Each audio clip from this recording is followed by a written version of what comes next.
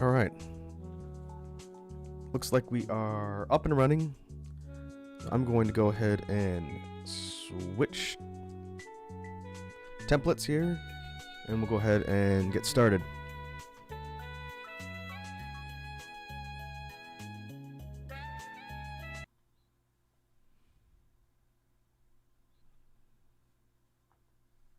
All right, I just need to turn on the BGM.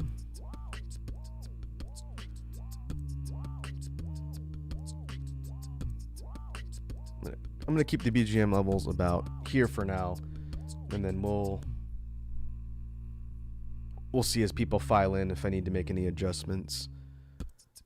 One thing I'm realizing as I was going through the playlist for the BGM is that I still have a bit of variance in the recording levels for the audio, and that's something I was trying to avoid. So for the future BGM tracks, I'll try and standardize the volume level a little bit so that when I put them into the playlist to use for things like chill streams, that you're not getting a wild variety of volume levels for the tracks, because some of them are a bit more quiet than others. Like this one, Amplitude is on the higher end. Some of the other ones that more early on that I recorded are a bit softer. So some parts of the playlist are going to be harder to hear. I'm not going to dynamically change the volume. I may re-record them and see if I can fix them later. But for now, we'll just have to leave it the way it is. And as long as people can hear it in the background, that's all that matters. So for today's chill stream, I'm going to try a little bit more experimental format for the content here. I mentioned earlier in the week that I was going to be doing this today, and the main focus of today's chill stream is going to be stories. They're going to be actual true stories from the past and stuff that's happened to me, and I think that might be interesting for the sake of lore and giving a little bit of history about stuff that I've seen and done. And I'll get into that in a sec. I have it sort of organized in the document so I don't forget what I was going to talk about and keep things organized. But before I get into the actual story part of the stream, which would be the focus, I did want to go through some real quick updates for channel content, things that I'm working on. I usually try and devote a little bit of each stream to talking about stuff that's in the works, stuff that I'm planning, and kind of doing behind the scenes just so people have visibility in what's going on here on the channel. There's not going to be much that I haven't already talked about. I will say over the last few days this week, I've been working on finalizing my entry in Prince Lemon Virtual's VTuber challenge. I know he posted the original video for his challenge almost 2 weeks ago. Maybe 2 weeks ago exactly, or close to that. And I've been working on a response for a while, and this one's taking a lot more time to record and edit, but I'm almost done. I've gotten most of the stuff recorded and spliced together, but I need to do some additional audio recording and then adding to the overall track. Hopefully by this weekend, the beginning of the weekend, I'll have a completed video posted, and I'll post that on Twitter and send it to the Prince so you can see it. And then I'll post it here on YouTube as well. It's going to be similar in structure to the last one I did, where I took Prince Lemon's beat, I edited it and remixed it a little bit, and then I did a bunch of silly rap verses over it. What I'm doing for his second challenge is going to be a bit of an extension of that, but a little bit more complicated. As a result, it's requiring more editing and more work to actually put together. But I've been enjoying working on it. Hopefully it'll be amusing. It's just taking more time to finish and sort of get perfected. So as soon as I finish that, I'll post it here and on Twitter. And then I'll need to start planning for the next one he does. One thing I did in advance is I knew he was going to be doing another challenge, was before he posted it in between the last one and the most recent post, is I actually wrote lyrics for the expected challenge, and I'll probably do that again, especially if ideas come to me. That way I'm not sitting having to spend time once the challenge is live writing lyrics and doing all that when I can focus on editing and recording and everything else. Hey, what's up, Edward? Welcome to the stream. Hope you're having a good evening. I'm just starting things off with a little bit of housekeeping and news for stuff here on the channel. I think the biggest thing of note is that I'm trying to get that challenge thing completely done and recorded. I've actually shuffled the Guilty Gear offline videos back in priority till I can get this challenge thing done and then posted. Between that, I am working on putting together more videos for a future Beatbox media share. I don't know if that's going to be in the next week's worth of streams. I haven't figured it out yet. I do want to get back to Punishing Grey Raven next week. I think tomorrow, if I remember my schedule, what I posted, tomorrow is going to be Nocturne. And I was really hoping I could get some time to grind out and improve my team in Nocturne. If I don't have time to do that this evening and make some progress, I might just jump back into where we left off, and rather than make it easier, we'll just have to go the challenging route. But I do want to make some progress in Nocturne since it's been several weeks. Other than that, I think things are not really in any state of flux. There'll be another chill stream this weekend. I'll be doing tier lists again. I need to figure out what I'm doing for that. Maybe I've got a couple, at least one food related one I did want to do. We'll see. I'll put together a list of stuff that I can get potentially canceled over. But other than that, I think that's it for basic updates. So let me get my document here. So to sort of preface what I'm going to be talking about today, and let me change my status here before I forget again.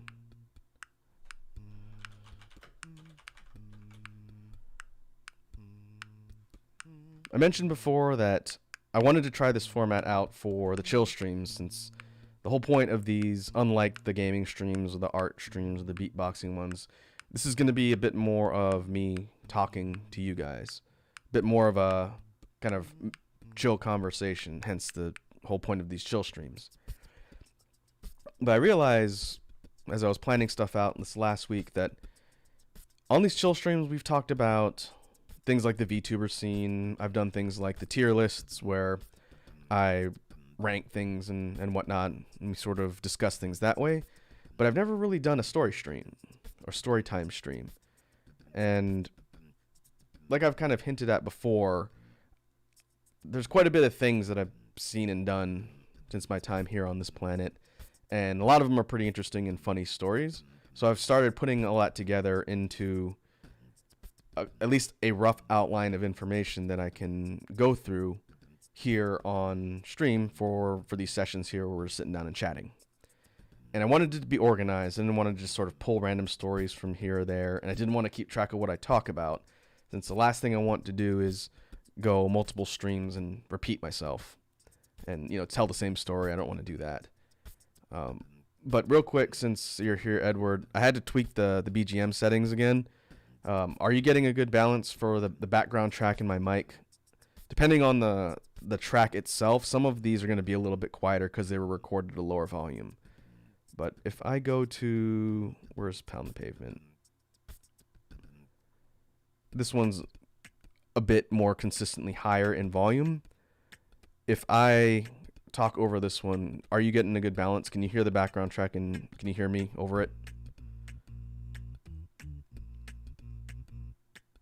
If this balance and combination works for the most part for the majority of the BGM tracks, then this is what I'm going to use for the next time we do one of these.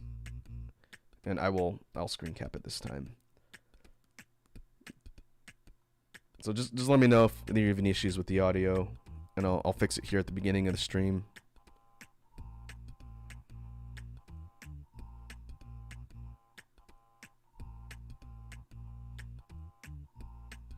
Okay, yeah, this one and probably the last 4 or 5, the most recent ones, are probably going to be roughly the same volume.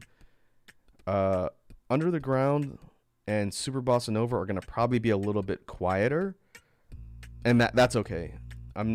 Like I said, I might go back and re-record them even though I just finished doing that for the Bandcamp stuff, but that's fine.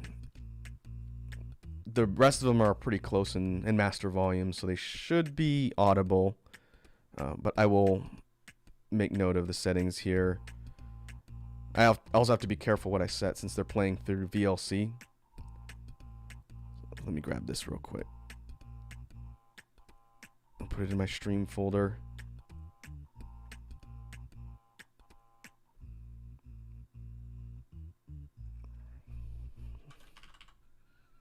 Overwrite this one. Okay. All right. We should be good in the future. Thanks. So going back to the way I've organized the lore, as it were, like mentioned before in the Twitter post announcing the stream today, but I kind of want to establish the overall lore as what we're going to call the Rakkuverse. Doesn't need to be anything fancy, but whenever I'm going to be talking about stuff from the past, I want that to be the overall world of lore that all these stories are coming from. And in writing an outline of stuff I wanted to talk about, the way I've kind of designated it here, just so I can keep things organized, I've divided into what I'm calling eras. And by era, I mean section of time where I'm going to be trying to organize all these stories that I tell. And I'll kind of explain the way I've sectioned it off so far. So, in my time before coming here to Earth, I'm establishing as the homeworld era. And that's going way back to when I was younger. And I don't have any stories from that today, but I will be organizing some since we got some good ones from there. The next era after that would be Earth School era. And that would be from 2001 on when I came here. And Earth School era is where we're going to be focusing today. And I've organized the overall periods of time into specific themed sections within said period of time. And I'm calling those the arcs. And they're not necessarily going to be in any sort of chronological order. I'm going to organize them that way, so if I'm telling a story from a certain arc, you'll know, it's coming from this point in time. That's not too important. It's really more thematically organized. So, under the Earth School era, which I can define in a total amount of years if you guys really want, it's essentially 2001 to 2008-ish. Earth School era. The arc that I want to talk about today for the Storytime stream is what I'm calling the Kitchen arc. And I think I've talked about it before. I know I mentioned it on the debut stream. I may have mentioned it once or twice before. But when I was in Earth School, I worked in a kitchen. And I worked in a said kitchen for 7 years. And so we're looking at a 7-year arc in the lore.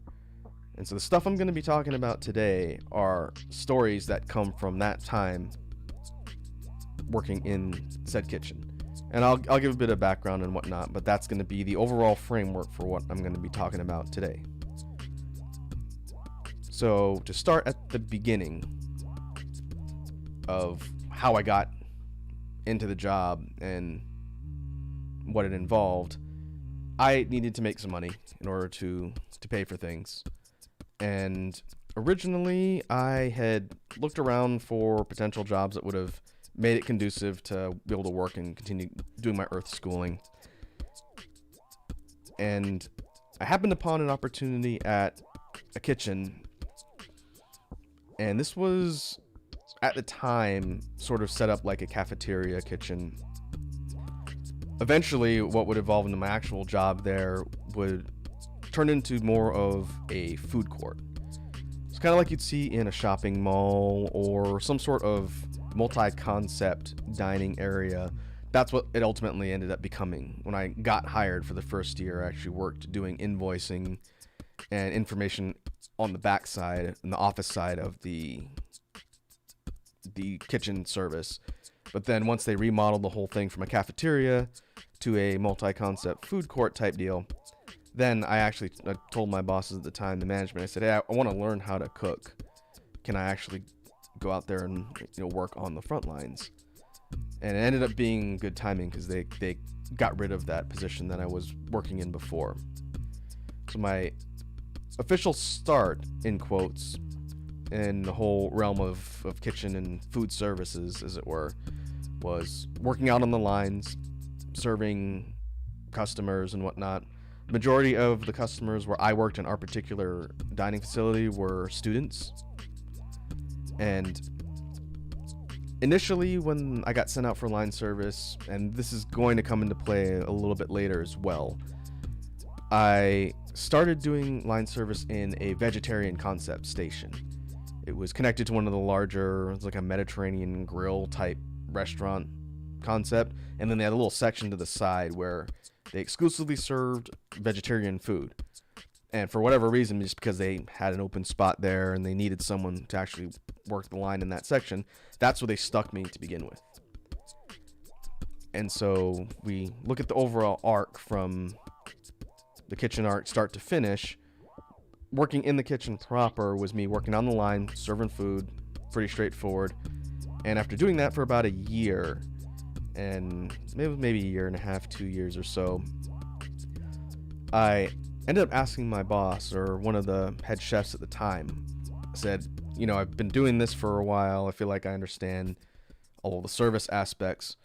I would like to actually switch from the front of the house, as they call it, where you're interfacing with customers and whatnot, to the back of the house and learn how to cook, actually make the stuff that's being served out of this one concept. And I said, I think I can do it because, again, it's a small concept and not part of the overall larger restaurant deal. It was really more of an offshoot. And they had to set their own menus for this vegetarian station anyway. So I said, if you guys are comfortable, since I've been working here for a while, letting me essentially run this under the supervision of the other cooks, then I'd love to get into the actual learning how to cook and do things like menu planning and prep and everything else for this one station. And because I kind of busted my rear for the time I was there on the line, and I proved that I could work hard, I was able to convince my bosses at the time to say, all right, we'll look at transitioning from the front of the house to the back of the house and give you a shot helping, support the rest of the cook staff and also give you some hands-on experience working on this station that you're essentially going to run. And I will say, from my experience, doing the line service side specifically, and there's going to be a couple stories from that earlier part too. But what that taught me more than anything else, and this is pretty important for anybody who's out there and learning about the real world, working in any service industry or sector, anything that's going to be customer facing, is a really good character building exercise that I think everybody should do at least for a little while. Granted, some people may do that their whole life, and there's nothing wrong with that. But when it comes to learning about the rest of the world, especially if you're a student and going to school, working in customer service will teach you a lot about people. And my time working in the kitchen from the service side, and even transitioning into the cooking side, taught me a lot about customers and people, in that I will always be extremely respectful for staff that work in restaurants and retail and anything like that. And that's not to say I didn't before, but having worked in a customer facing job and seeing what, all these, the horror stories, what we call now like the Karen culture. It didn't exist back then in that form or that name, but it definitely existed. If you worked in a job where you have to be on the receiving end of stuff like that, it will give you a whole sense of empathy when it comes to how you conduct yourself out there in the real world when you're on the customer side, because people can be interesting. And you realize that everyone out there who's working at those jobs, for the most part, are just trying to do their jobs to the best of their ability, and they don't get paid to put up with a lot of shenanigans. So, like, if I'm going to a store or a restaurant or whatever, and I have to interact with someone, it is always at the front of my mind to be as courteous and respectful, and not overly so, but try and make the person who's working in the service position's life as easy as possible when I can. Because you will find people who don't care, and when the roles are reversed, and when you deal with someone who either doesn't care or wants to make your life more difficult and you're not getting paid enough to deal with it, it sucks. But it's a really good perspective to have working in the jobs like that. It's just so you understand and try and treat people better out there that are working in difficult jobs. So upon transitioning from the service side, the front of the house, to the back of the house, what I ended up learning, and turned out to be pretty valuable. So for background purposes, prior to getting this job in the kitchen during the kitchen arc, I didn't really know how to cook too much. I knew how to cook really basic stuff, nothing really too fancy from when I was living on Homeworld. Functional things. I could follow directions on a package. I could make something simple. Nothing really complicated. If I had a recipe, I could probably follow it. But I had no real foundation for cooking at all. Starting as a back of the house, entry level kind of newbie cook meant I had to learn everything from the ground up. And I did learn a lot, especially in the beginning. I think one of the first things one of the cooks that was working in the back taught me was how to hold a knife.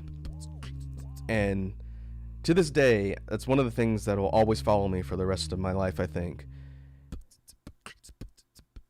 To this day, it is glaringly obvious when I see someone holding a knife improperly, and it makes me cringe internally when I think of that, just because of the danger.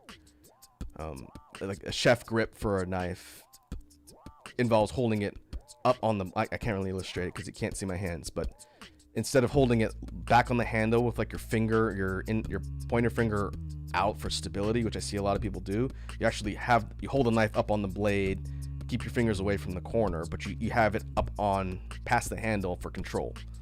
And it allows you to basically have the knife as an extension of your hand, and it's not at risk of, sliding all over or misdirecting. Between that and keeping your fingers in when you're chopping stuff instead of out, those are the two things they taught me in the beginning. They said, if you don't do this, you're gonna injure yourself. Edward says, excuse me, I ordered a cheeseburger with no cheese, but I got a hamburger. Can I speak to the manager? See, that's a really cartoony example, Edward, but you would be, well, maybe you wouldn't be shocked given how common it is to see Karen meltdowns online. You'd be amused, I guess I'll say, by the most seemingly unreasonable responses that people give under the guise in their minds that they're being reasonable.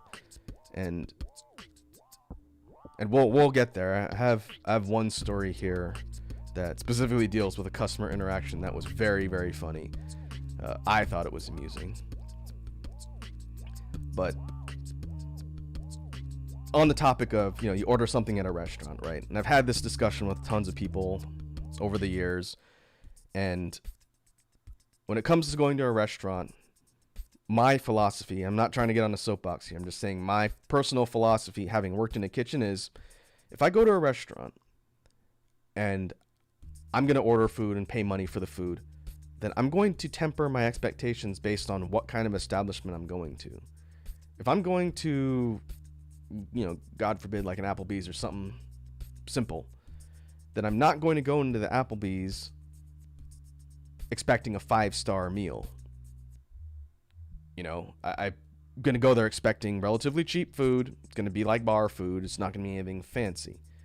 So let's say I order, it's like your example. I order a cheeseburger, just a regular cheeseburger, and they come out and they bring me a hamburger without the cheese on it. I could very easily get the wait staff and say, hey, I ordered this burger with cheese on it. You didn't give me cheese. You need to take it back and fix it. Or I can ask myself, does it really matter? Or am I going to get charged for it? to me, I don't care that much if it was something like that. If there's nothing wrong with the food that I was given and I can eat it, I'm not going to send it back, because you are playing Russian roulette when you send food back in a kitchen. Let me tell you that for 100% honesty from someone who worked in the industry. Depending on the establishment that you're eating at, anytime you send food back, you are running a risk that someone's going to screw with it. Maybe not as likely at a fancy restaurant, going down the spectrum of quality to the cheap restaurants where you got people being paid minimum wage and working crap hours for crap pay and not getting paid enough to put up with someone who wants cheese on a burger and having to make the whole thing over again. Learning that in the kitchen ended up being pretty important too, because you always hear about cartoony examples of like that one movie Waiting, where it's all about people working in a restaurant and how they screw with the customers. I asked some of the cooks once I got to the back of the house in the kitchen arc, and I said, hey, is it really true that people do stuff like in this movie where they like wipe your burger on the floor, or they like spit in it, or they do whatever? Is that really something that happens in restaurants? Granted, my kitchen was part of an institution which is very heavily regulated, so there was a lot of oversight, and we really couldn't do something like that without someone seeing it, and then we would get fired anyway. It's not like a private industry restaurant. But some of my coworkers and the cook staff had come from private industry restaurants, right? And so I asked them, I said, you guys worked in restaurant business. Is it really as cartoony as people say, where, like, you know, you send something back and then people screw with it? And unanimously, my peers said, absolutely.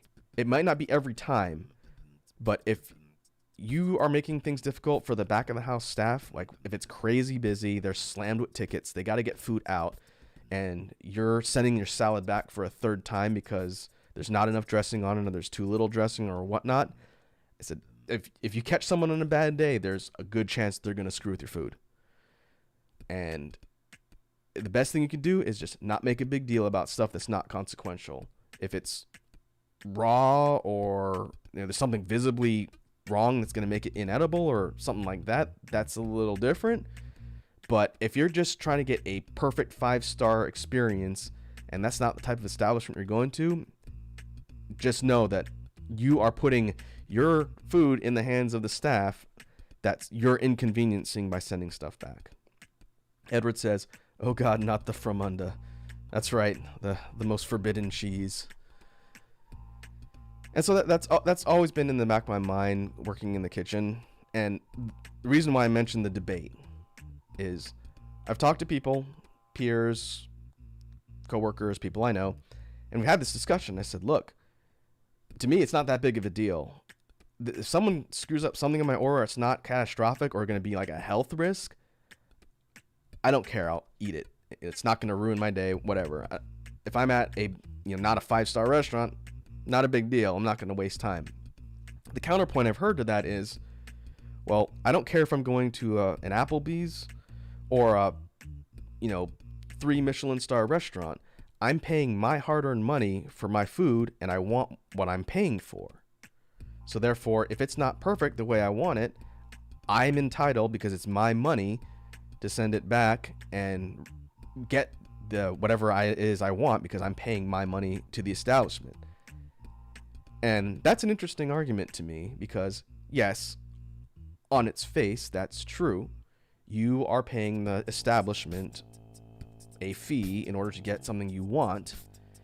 But my counterpoint to that counterpoint is you are putting the expectations at an artificially high level, in a lot of cases in a place that's not necessarily congruent with that level of expectations. Again, I'm not trying to pick on Applebee's. I think they're kind of a low-tier restaurant, personally. But again, Applebee's is a good example of not a high-star quality establishment. You don't go there for the Michelin star experience. If you go there and try and impose that level of standards on the food there, one, you're probably not going to hit that immediately, unless you just get the best cook in the world that's working in the kitchen. But the people back there aren't trained to be Michelin star chefs at an Applebee's. Again, it's probably minimum wage people that are just trying to work as the best they can. So not only are you making their jobs more difficult, but they may never be able to hit the elite level of quality you want in your food, and you're going to agitate them the more you screw with them. So people can do whatever they want with their money. I've always told people, just from my experience working in a kitchen and being on that end of the process, that you're running a risk. I'm not saying everyone's going to just mess with your food if you send it back, but it's a chance. It's a bigger chance than if you didn't do it to begin with. And again, this is not talking about things like allergies or actual health risks when it comes to food. If you're allergic to peanuts and you order a salad and they forget to take the peanuts off, then I'm not saying eat the salad and go to the hospital. That's different, because that's a legitimate reason to have your food fixed because you're allergic to peanuts. But in other cases where it's not the end of the world, for me personally, I don't mess with it. I'll just eat my food. It's good enough. Fine. If you're at a 5-star restaurant, that might be a little different because you're paying a lot more and you're expecting a higher level of quality. But again, just weigh your pros and cons and try and put yourself in the perspective of the staff that are going to be there stopping what they're doing to make your food. That's all. But that was a level of empathy and understanding I did not have before I actually worked in a kitchen. Not to say I was the type of customer who would make people's lives difficult on purpose, because I try not just to be a jackass, but seeing that from the other end was definitely very enlightening for the years I was doing that. And we'll get to that.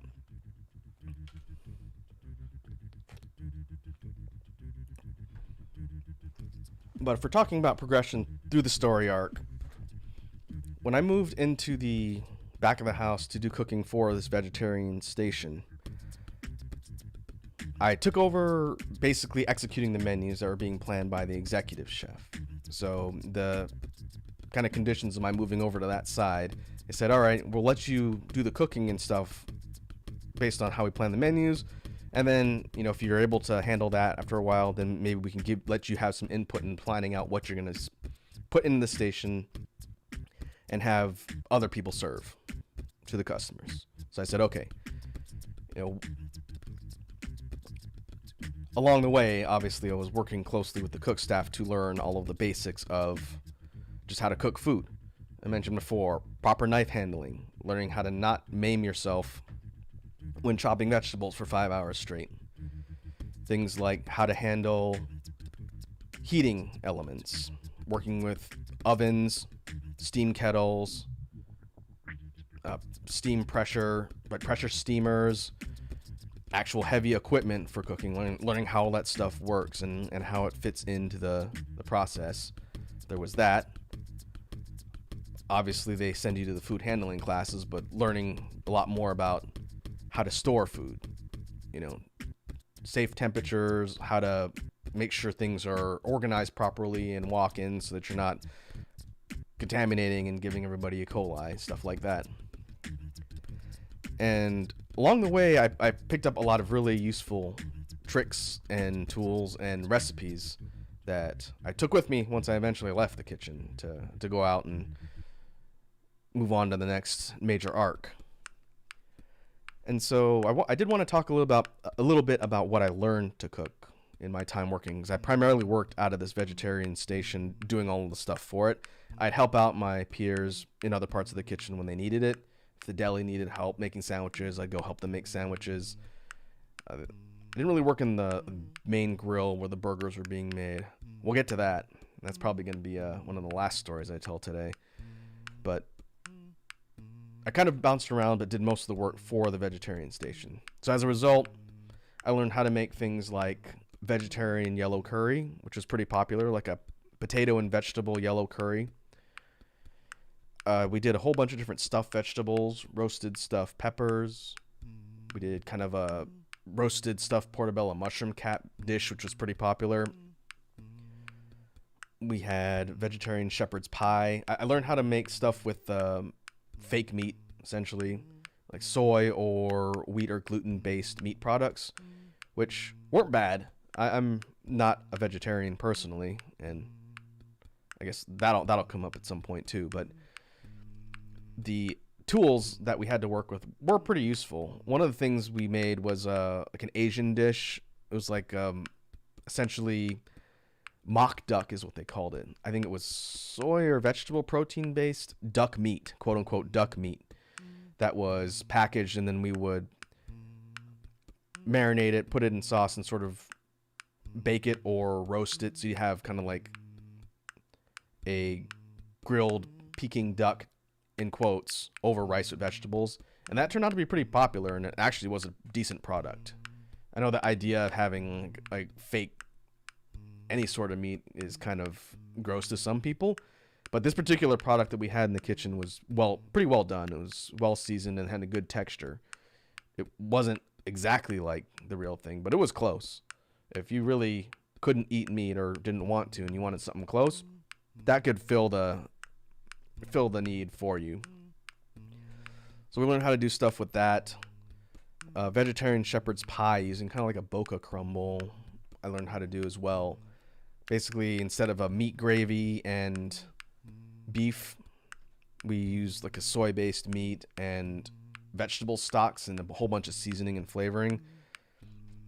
And we would do like big pans of shepherd's pie with like a mashed potato top and vegetable and meat filling inside, and we just serve kind of like by the slice, essentially, almost like a lasagna, just with potatoes and meat and vegetables. That was pretty popular. I learned a bit about salads too.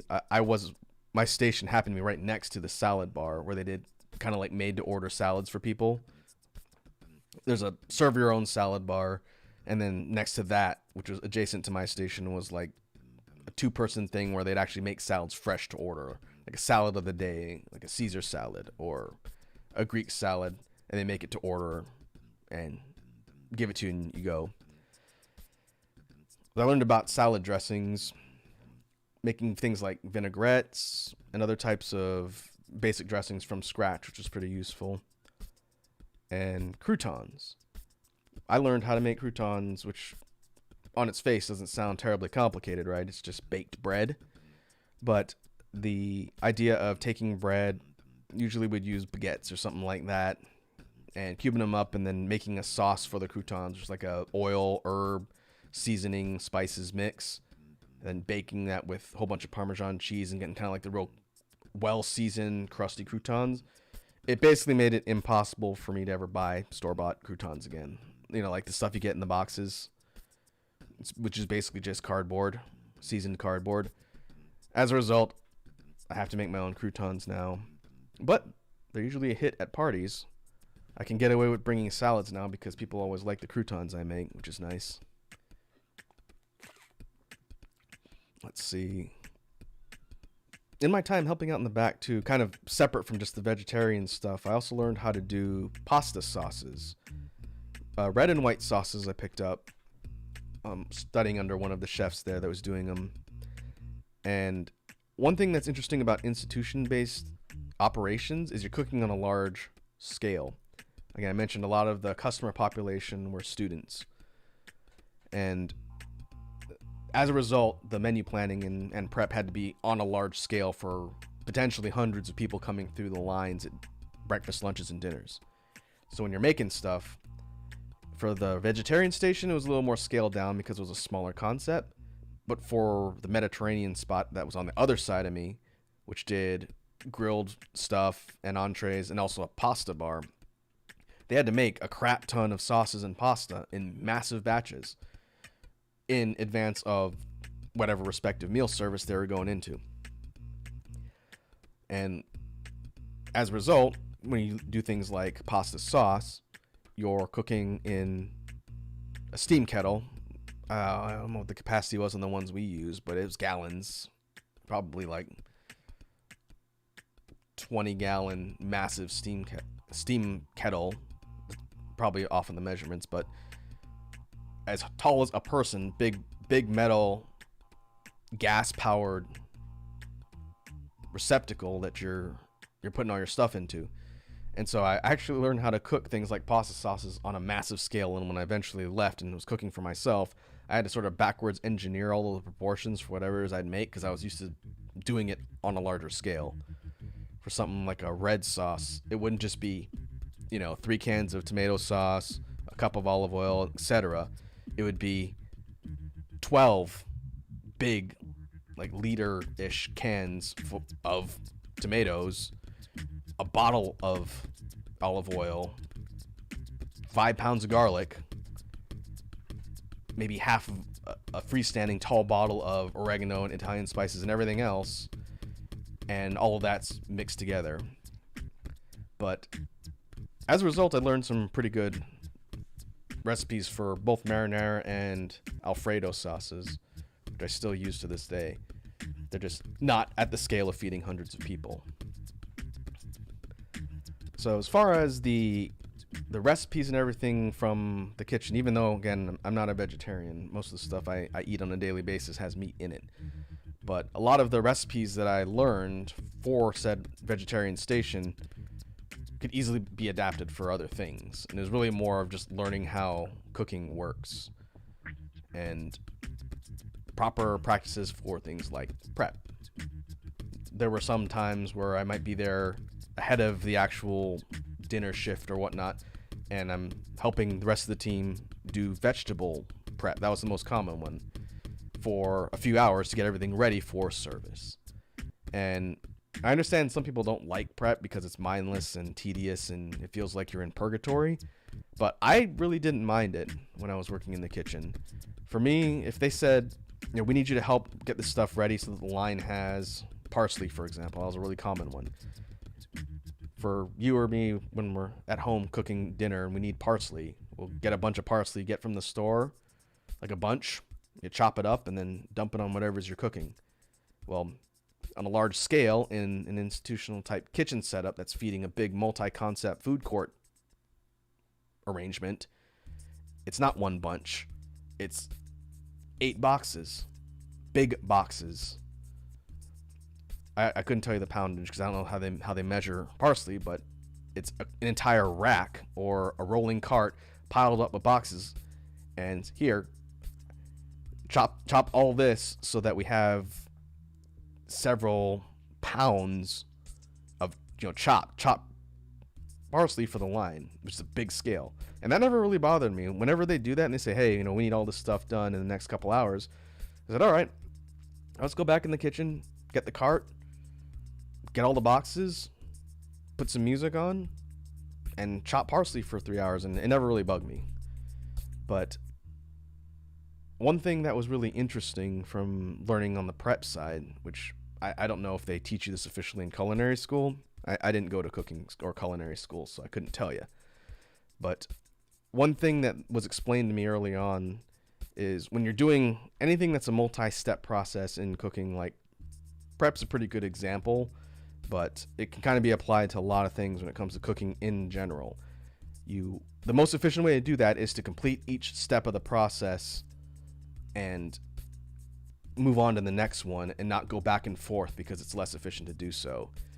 So a good example of that would be, let's say you were doing diced cucumbers. This is just an example I'm pulling out of thin air.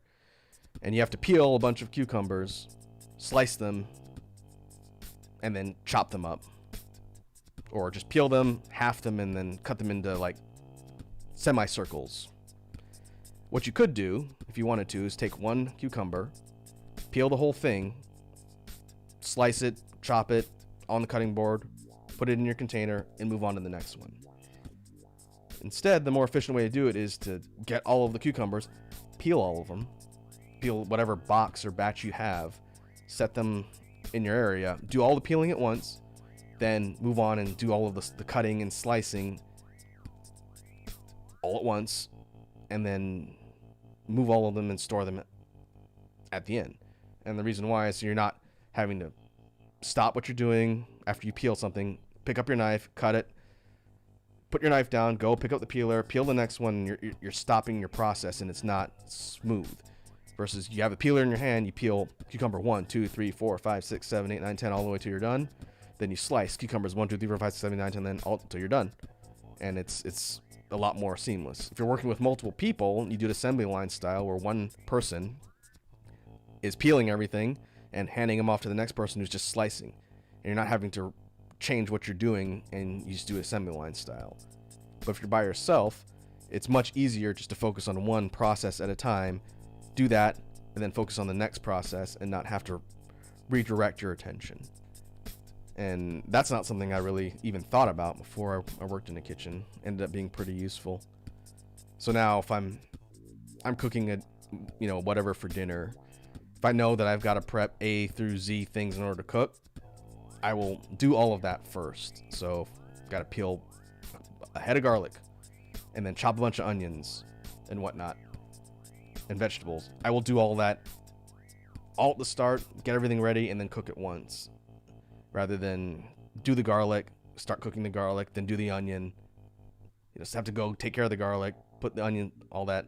It's really more just an efficiency thing and kind of an economy of motion, which if you're working in a kitchen, you got to be efficient. It's important to do that. Otherwise, you don't get stuff done on time and everyone gets behind.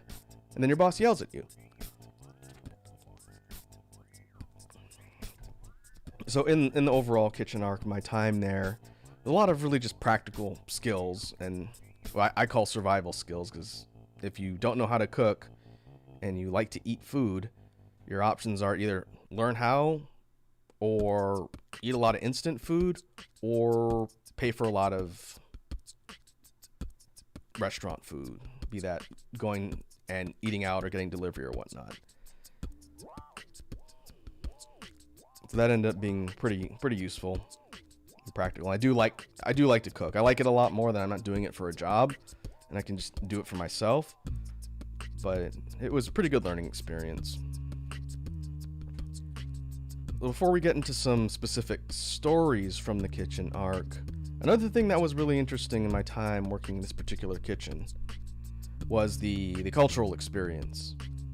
And this is not trying to play up stereotypes or anything when it comes to working in the States, but a fact of the matter of the kitchen I worked at is there were a lot of international folks there. There was a lot of people from all over the world. I know the joking stereotype is that it's just Hispanic people working in a kitchen. Not really true for where I was working. We had a good chunk of Hispanic people from all sorts of Spanish-speaking countries, but we also had Middle Eastern people, we had Indian people, Asian people, European people, people from all over working in the kitchen.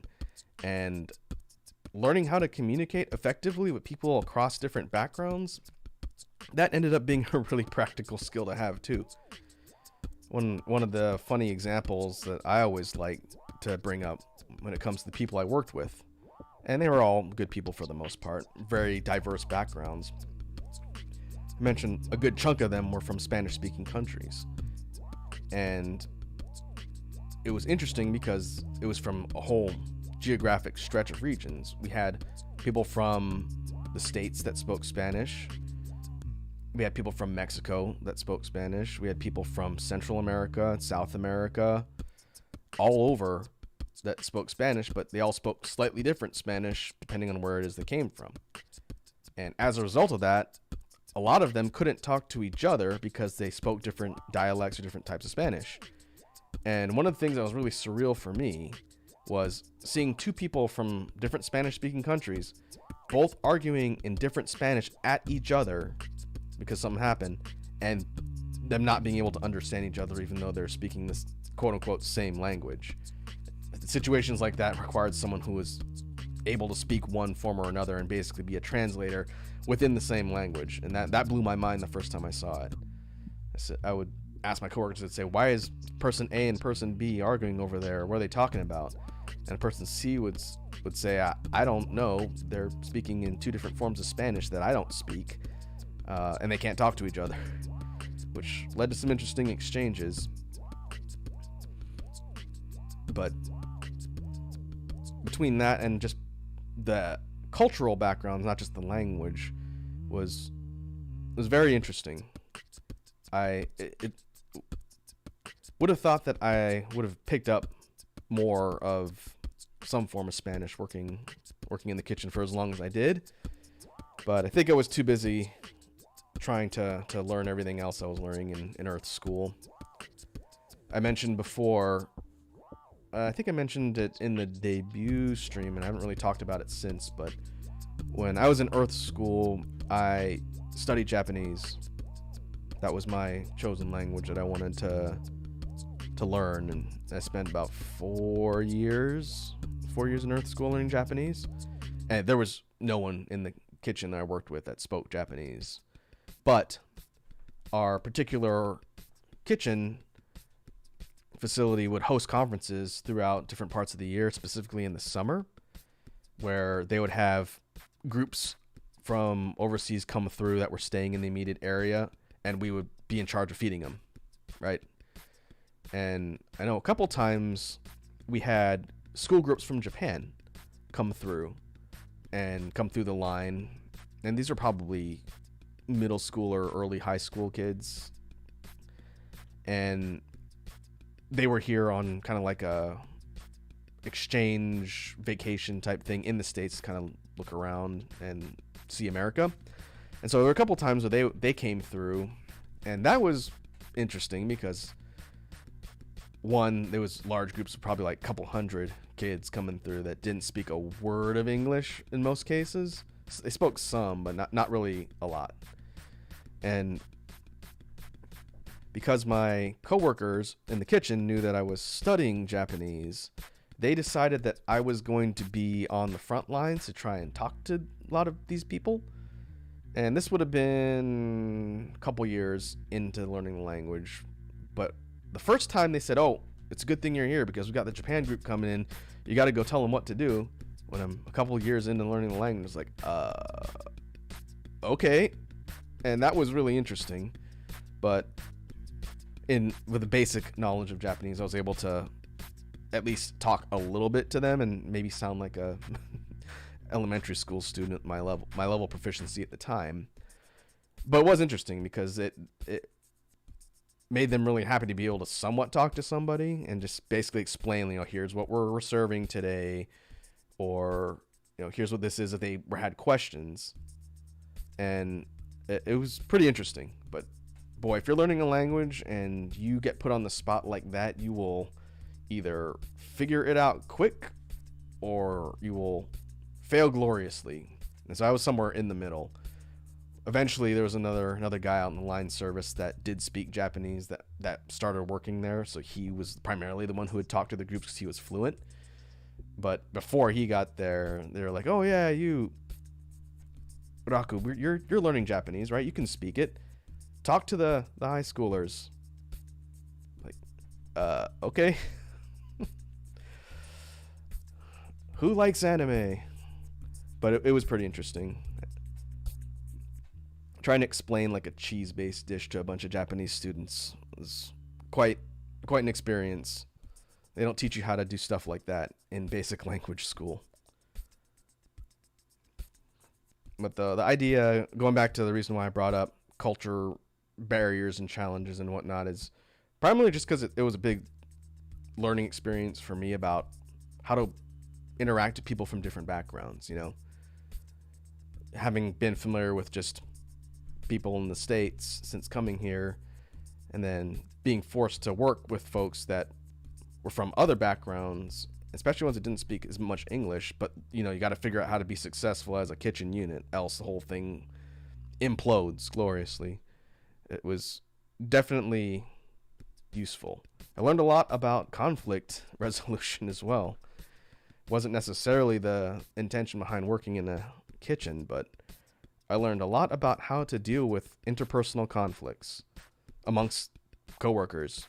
We'll get to the customer side at some point, but if people are having an argument or there's something going on in the back of the house, you got to deal with it right then and there, or it holds up production for everything. And that was really interesting to learn too, firsthand and secondhand, watching some of the leads and the executive chefs deal with problems was pretty valuable. And pretty valuable no matter what job you work at, be it a construction site or a doctor or a lawyer or whatever. You're always going to have to deal with people and conflicts between people to some capacity. And when you're trying to get dinner out on time in a crunch and everybody's running around at top speed, you figure out that stuff fast, or you don't work there anymore.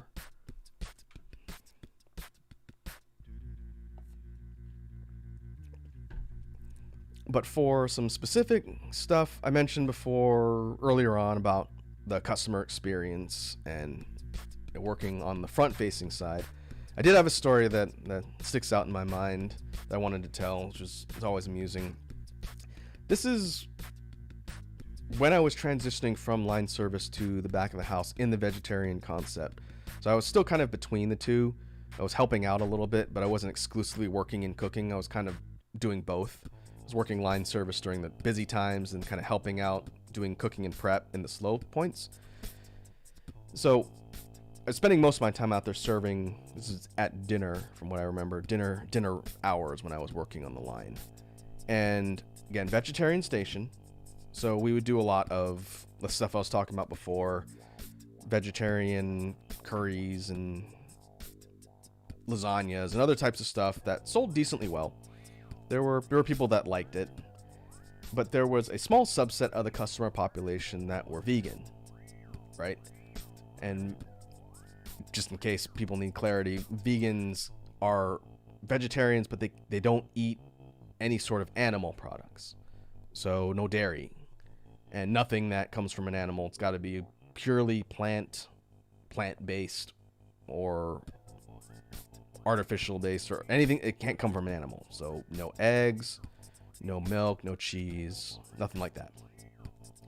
And there weren't a lot of them, but as a result, because people asked, we would take our subsections of our menu in certain cases when it was feasible to do so, and we would adapt part of our overall menu we were planning to be vegan.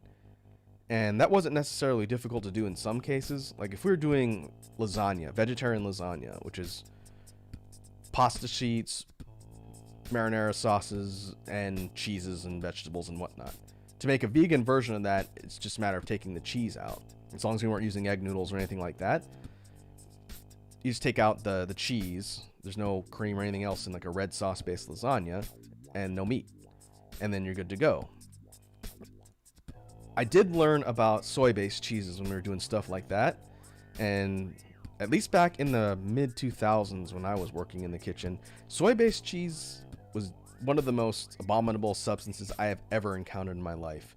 Maybe it's gotten better now as technology has evolved, but the stuff we got in the kitchen to use in our vegan recipes, to support people that wanted to have vegan products, I tried vegan cheese, and I don't think I'll ever forget the texture. The taste was kind of negligible, but the product we got for some reason was just slimy, and it never really melted properly because of probably what it was made out of. But I eventually told my boss, I said, I don't think people are buying the vegan stuff we're making with the cheese because the cheese is really gross. And eventually we figured out a way around the problem, but we had stuff on the line that was vegan when we could adapt the menu and it wasn't going to be a big problem. And it would not sell super well. There's maybe, I could probably count on one hand how many regular customers that would come through this concept station that would buy the vegan stuff. And for the most part, the regular vegetarian stuff would sell fine. We'd always have vegan stuff left over.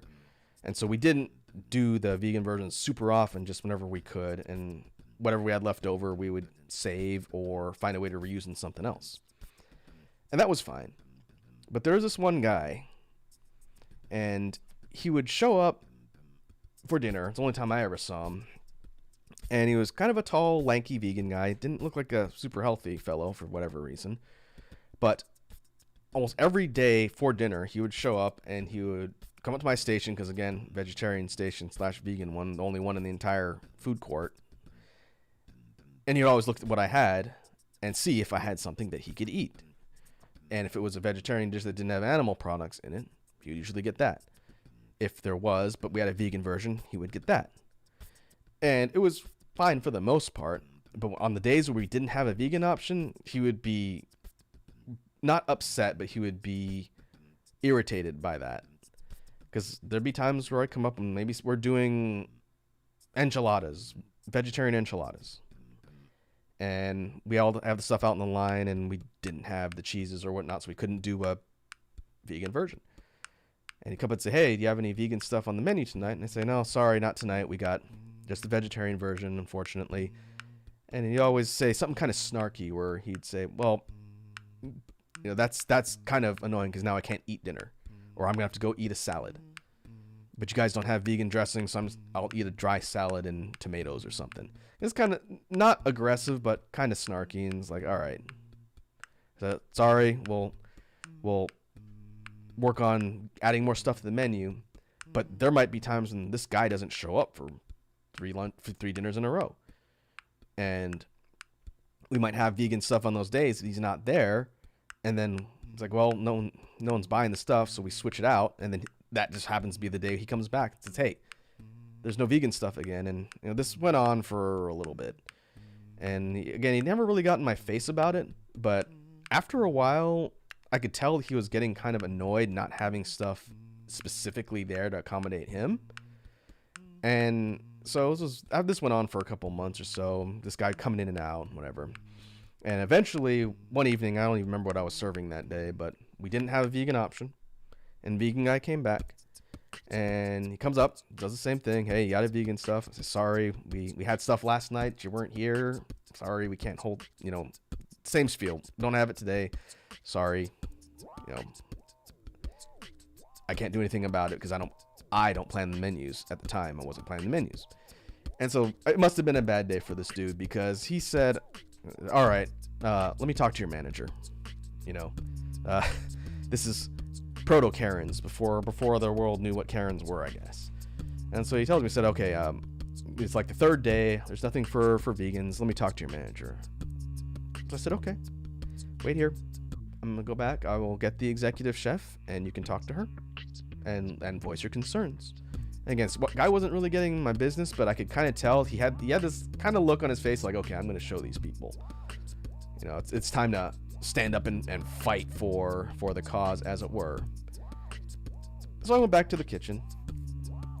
It was dinner. It was reasonably busy, but I went to the offices to where my boss, the executive chef, was sitting. I said, hey, boss, I have a customer out here who wants to talk to you. And my boss, who I'll probably refer to a couple times whenever I tell stories from the kitchen, my boss was this lady I think she's originally from the South, named Tracy. She was a tall, kind of well-built black lady, and she was super awesome to work for because she was a straight shooter in that she would tell you what she was thinking no matter what she thought you were going to think about it. And what I learned under her was that in a kitchen environment, you can't necessarily be tiptoeing on eggshells when you got to get a job done. And so working under Tracy was interesting in that if I put together a dish and said, hey, chef, I'm putting this out as, a sample or whatever, got any input before I do that, she might try the dish and say, okay, this tastes like crap. And then it's like, okay, that sucks. But then she say, all right, let's go back and fix it. Let me show you how. And it wasn't personal, but it was just, pulling no punches. And that was really kind of refreshing to work for because you always knew where you stood. And I definitely value that input because, again, no BS. You know what's what at any time, and you just move forward. You fix whatever's wrong, and then you go. You don't sit there and say, well, you hurt my feelings because you don't have time to do that. Anyway, I told Tracy, I said, hey, this guy wants to talk to you. And she goes, oh, okay, what's going on? I said, well, this is a vegan guy. He's come through fairly frequently, but he's never here consistently when we have vegan food, and he is unhappy that we don't have anything on the menu for the umpteenth time today, and I guess he wants to let you have it. And she said, okay, I'll talk to him. And so we go back, and I walk out. I tell the guy who's standing outside the kitchen doors a ways from where my station is. I said, all right, sir, I got my boss. She'll be on her way out. You can talk to her and let your concerns be known. And he said, oh, okay, good. I'm looking forward to talking to someone about this because it's a problem. He was, again, got that kind of smug look on his face. So I go back to my station, and I'm around the corner from where this guy's standing and where my boss is coming out. So I could see and I could hear what's going on. So I'm just kind of watching. And so this guy's waiting. And then my boss comes out the door, And then I said, yeah, it's this one dude here with this, red shirt or whatever. He's the one who wants to talk to you. And she said, okay. So this guy's waiting there, arms crossed, like, all right, I'm going to, again, fight for the cause and let these people have it. My boss walks out, and immediately he sees her. And she's probably a head or so taller than this dude, and easily probably capable of picking him up and tossing him across the room if she really wanted to. And I don't know what he was expecting, because I saw his expression and demeanor immediately change as soon as he saw my boss. And she didn't come out there with like an intimidating step or like, ready to throw hands or anything like that. She just came out, just walked down, and then she said, oh, are you the one who wants to talk to me? Just, as neutrally as possible. And like the guy just shrank. I've never seen a human being visibly shrink like this particular dude did. And he just said, he said one or two words, but it wasn't complete sentences. I think he basically, his entire strategy imploded upon seeing my boss, because he was probably expecting to get in someone's face and cause a ruckus. And that wouldn't have happened. If he tried to do that with my particular boss, then she probably would have physically thrown him out, and it would have been hilarious. But I never got any more attitude from Angry Vegan Guy again after that. Again, the point wasn't to just shut him down, but what my boss explained, and she told me this later. I said, oh, what happened with the vegan guy? She's like, he didn't really have much to say, but I told him that the reason why we don't have vegan menus every day is because there's not a high demand. There are some people that will buy the food, but not a lot. So we can't devote a menu to it every single day, because, we'll lose money on it. We just can't. And so she said, I explained this to the guy and said, look, if we know roughly when you're going to be here, we can try and accommodate you, but we can't adjust the whole menu plan for one person. Unfortunately, that's just not possible with a commercial operation. And I said, well, what did he say? And she said, oh, he's good. He apparently had no argument. And for the rest of the time that I was there and that guy would come through, again, no more attitude. Just, he would buy the stuff we had when we had it. If we didn't, he would be on his way to go eat his dry salad and tomatoes. But it was a really interesting kind of reverse dynamic from what you see in, like, again, Karen freakout videos are super common on the internets nowadays, where you got people, be they male Karens or female Karens, doesn't matter, but people that are getting in the face of staff who, again, aren't being paid enough to deal with their shenanigans. And this particular situation would not have played out like that, because if the guy had attempted to get in my boss's face, she probably could have choke slammed him with one hand. And I don't think she would have necessarily assaulted him, but she would have shut him down quickly. And I know this for a fact because I had seen a couple instances where we were working and security had people that they were monitoring for shoplifting, stealing from the kitchen. Not from the employee side, but from the customer side. There would be students or whomever who would do things like go and buy stuff or get stuff from the salad bar and just walk out the door instead of going to the registers to pay. And we were told, don't confront people that are shoplifting, just document it and, give it to security, which security is always too busy to do anything about it. Edwards says, oppressing vegans is okay. In fact, it's morally good. Look, my opinion on that is you can do whatever you want and stand for whatever you want, but as soon as you start making other people's lives more difficult over it is where I think you need to sort of reevaluate your strategy in life. But the instance I'm talking about here with shoplifting was a little bit different. So there were some people, one or two people, problem people that were kind of on notice because they'd been witnessed kind of walking out with food before. And again, a lot of them are students, and they're old. All of them are old enough to be tried as adults, so it's a crime. And I remember one time, someone who was like a repeat offender, they were waiting, just kind of catching the act. And my boss was watching the security cameras because she had the security camera feeds in her office. She could see what was going on in the entire kitchen. And this one person who was a problem was there, and so I guess her thought was, I'm going to watch this person, see if they do anything and try and catch them today. And said person did try and jack some stuff from the line and walk out. And so I guess they were in the process of loading up stuff to leave, and their plan was just to turn around and walk out the door instead of going to the register. Well, my boss went out and actually intercepted them like mid-flight. And if I remember correctly, she didn't physically accost them or anything like that, but she basically stopped them and said something to the effect of, did you already pay for your food or whatnot? And it was pretty funny because kind of like the previous story, the student in question just kind of crapped their pants because all of a sudden there's this lady getting in their business, and she said, I need you to come with me. And then she took said person in the back and called security.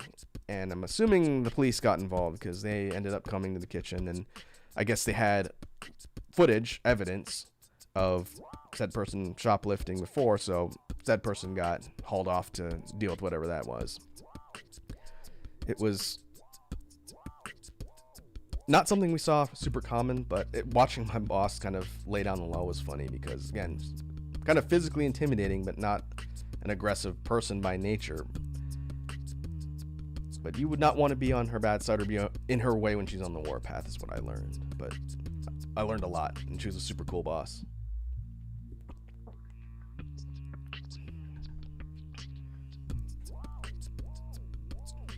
The idea of, again, not abusing customer service people was one of my biggest takeaways from working in the kitchen environment. People that work in, well, any industry really, but food services especially, is hard work. It's not easy. It's high paced and high stress, and it's thankless. That's what I learned. And it's unfortunate because when you work in a restaurant, right, and your wait staff, front of the house as it were, and you are a greeter or a seater, or you work tables, or your bus staff or anything, you're on the front end. And unless you just come across someone who's going to make your day miserable or whatnot, you know, there's always that risk, but you're the one who interacts with people. And if you're in an establishment that has tips, then you benefit from potentially getting tips from people. The people that work in the back of the house, the cook staff and everybody else that's working in the dish room pit and everything else, they don't have any interface. They don't have tips, and nobody ever goes out of their way to say, you know, thank you to the staff that's making your food or cleaning your dishes or whatnot. And that could be kind of rough because it's tough work.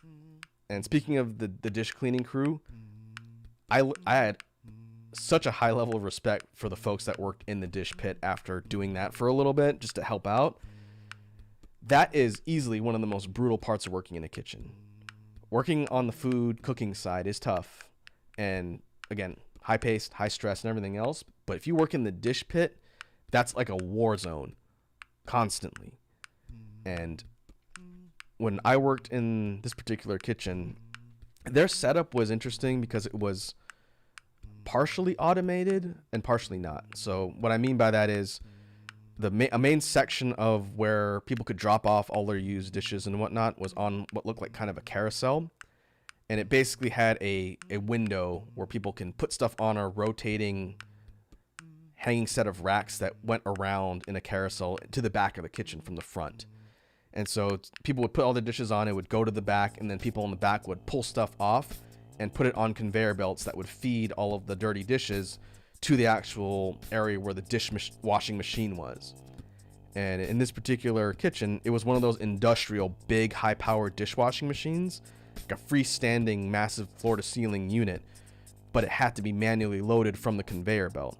So the racks and everything that go through the machine, where it's all pressure washed and high heat blasted and dried and whatnot, had to be fed from the conveyor belt, didn't automatically connect. So someone has to be in the middle of the conveyor belt to get all of the debris and utensils and stuff off the plates, cups, and whatnot, and then put that on the conveyor belt, and someone had to be at the front of the machine to load it, put all the stuff on the racks to feed it through, and then someone had to be on the opposite end of the machine when all the clean dishes and whatnot came out, in order to take it off, because if it backed up, there'd be an auto shut-off mechanism that would stop the whole dish machine from processing everything else. It just cease production. So you have people on the conveyor belt side, the feeding side, and the receiving and clearing side of the dish machine, and that whole process needed to be seamless. If one link in that chain broke, everything shuts down. If you don't have someone cleaning off all the debris and food in the trash cans, then you have a bunch of dirty, unfeedable dishes and whatnot that are just in a stack. If someone's not feeding it into the machine, it's piling up there. If someone's not taking them off, then the whole thing isn't running and you can't feed anymore. And when I was helping out in the dish room, one thing I learned was, one, again, each step in the process needs to be constantly going, or else it stops and shuts everything down. Two, when you're pulling stuff off of the dish machine, it's coming out at the temperature of the sun, because you're going through an industrial power washing. It doesn't dry, it's more like a heat blast. The stuff still needs to be wiped off with a towel and put into racks for dishes and whatnot. So nothing's coming out dry, but it's coming out extremely hot. And most of the utensils were all metal. All of the dishware, plates and whatnot, were ceramic. There were plastic cups, which were not too bad because they'd go in these big cup racks that went in its entirety through the dish machine and were cleaned all at once.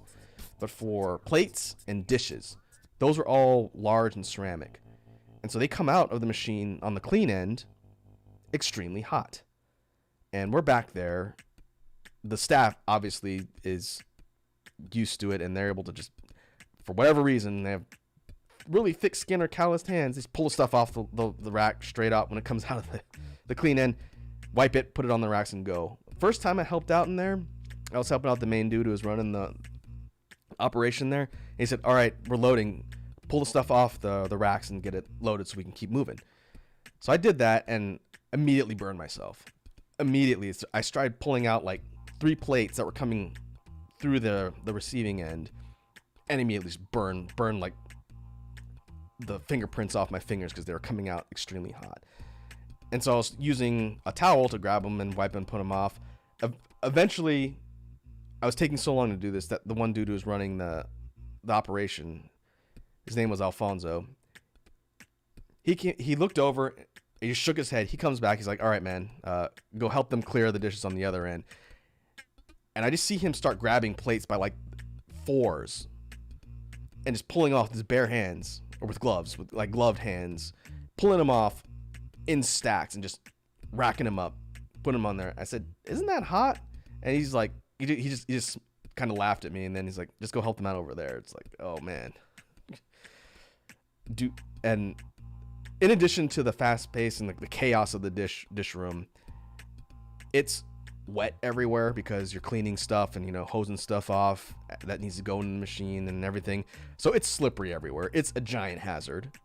And they have mats and whatnot, so people can not have super slick surfaces. But I ate it how many times helping people out or taking stuff to the dish room, just because, you're in a hurry. You're trying to be careful, but at the same time, you're running from the front end of the kitchen and the back end of the kitchen. It's wet everywhere. It's a miracle that I didn't cripple myself just going to and from the dish room. But that was easily the biggest empathy point, aside from the customer service stuff. I said, I will always have a respect for people that work in there, because it is rough. It is a rough environment. And you imagine doing that for like 10 hours a day, every day. It's definitely tough. And the cooks will always say, they said, "Do not upset the dish room people." And I remember the first time they told me, I said, "Well, what do you mean?" They said, if they, need something from you, or like, you're taste testing a dish and you can give them like a sample or whatever, and they're nearby, it's like, hook them up, keep on their good side and be their friends. He said, because if they don't like you, then guess who's not getting clean dishes in your station when you need them? Or guess who's not going to clear off a rack of dishes when you need them? And I saw that play out a couple times in the kitchen, and it was also rough.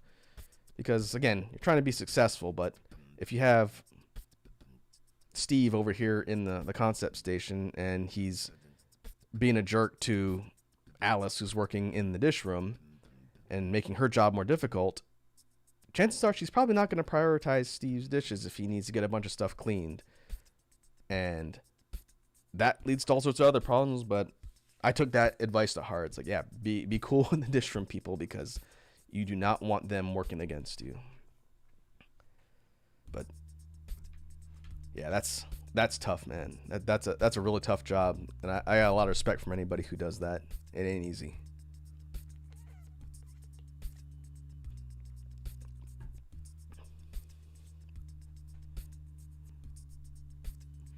Looking at the list of things I wanted to talk about here. Okay.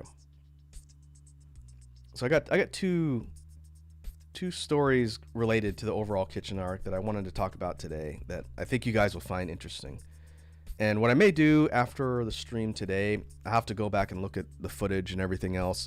I may clip some of these stories and put them up as stream highlights if I think they're noteworthy or interesting. But I want to talk a little bit about one character in the kitchen arc who is part of a lot of stories. I'll see how many I can actually tell today.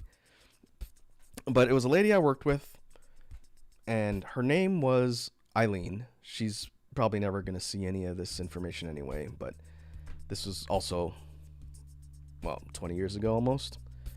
But I worked with Eileen in the kitchen. She worked in a different concept station than me, but I worked around her with her a lot. And she was older than me. She was late middle-aged lady.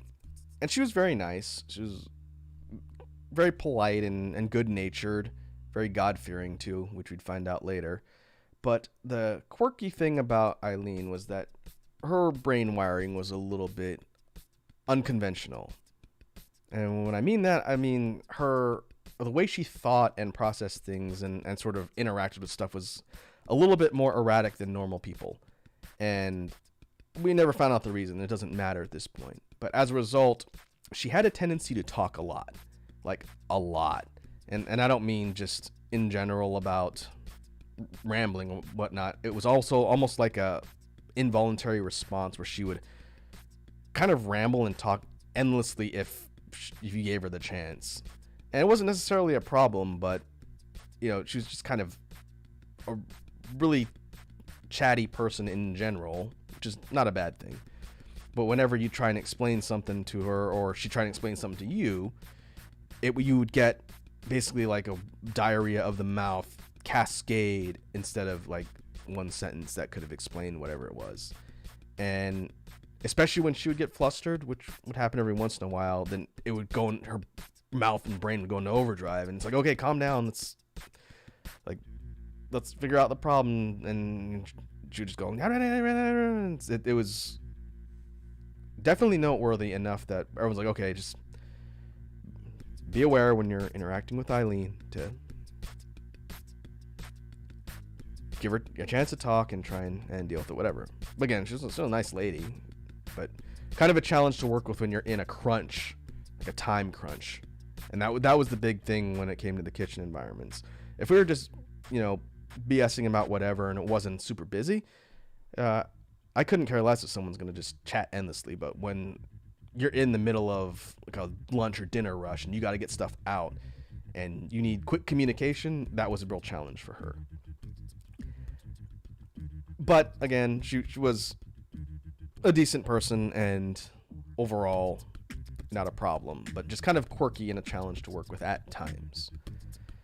And there was a whole bunch of interesting stories involving this particular person that I'll probably tell on a future stream when it comes to the kitchen arc. But this particular character in the arc is important because it leads into the big story that I wanted to tell. And this one was probably towards the middle or later part of my time working in the kitchen. This was after I had fully transitioned over to the cooking and prep side of the house. And so I was getting ready for a shift on the weekend. It was an 8-hour middle of the day to dinner shift. Something like a 12 to 8 shift in the kitchen. and I was working on a bunch of really important stuff for Earth School. And so I basically went from a session that I was working at for upcoming test straight to my job. And as a result, I didn't get a chance to eat lunch. So I showed up to my shift having not eaten lunch and jumped straight into whatever it is I needed to do for the day. Now, this particular day I was showing up after lunch-ish time-wise, so I was basically helping with prep stuff for the evening, for dinner. And so I show up, again, having not eaten lunch that day, and my boss says, all right, we need you to help out the grill folks for prep. And they said, okay, go do burger sets. I said, okay, I can go do that. And to kind of explain what that is, this is for like a regular hamburger type grill joint, right? They would do made to order fresh grilled burgers with different toppings and all sorts of fun stuff. But their prep stuff was all of the toppings that go on the burgers, the standard stuff. It was a sheet of lettuce, sliced tomato, and onion. But they would do it in big batches in these big hotel pans by the dozens. So you have, lettuce, tomato, onions in stacks, filling up an entire pan so the grill people can just grab the fully assembled set, put it on burgers and serve it and not have to chop lettuce or slice onions or whatnot. It's all prepped and ready to go. So my boss said, okay, just go do that. Go help them put all the sets together for dinner. So I said, all right, I can do that. Having done it before. So I went back to go help the cooks. They said, okay, what do you need me to do for burger prep? And I said, we need you to do tomatoes. So I said, okay, I'll go grab the tomato slicer. Now, for those of you that are watching this that maybe haven't worked in a kitchen, the particular type of tomato slicer I'm talking about is, I think it probably technically has a different term, but it's a horizontal tomato slicer. It's not the type of ones where you have a tomato and like the wire things that you pull down and press onto it from above and it slices it vertically. The one we used in the kitchen was a horizontal one. So it looked like a metal platform with feet that you stick on the table. And on the horizontal platform, you stick the whole tomato upright. And then there's a little track thing that looks like a hand almost that pushes it forward horizontally along the platform and pushes it through a horizontal set of blades. I think it was 4 or 5 blades parallel and perpendicular to the tomato. You're basically pushing it along the track through the blades and it comes out whole in, again, freestanding, but it's completely sliced. And so you push it through and then it comes out sliced and then you can just separate it and distribute it into whatever. I wonder, I won't bother pulling a picture up, but the point is it's one that you have to push the tomato through the blades and not one where you press it from above. Anyway, I said, okay, just do sliced tomatoes for the burger sets. And so I did that. I started working on that for a little while. And I'd used the thing before. Again, it's not rocket science.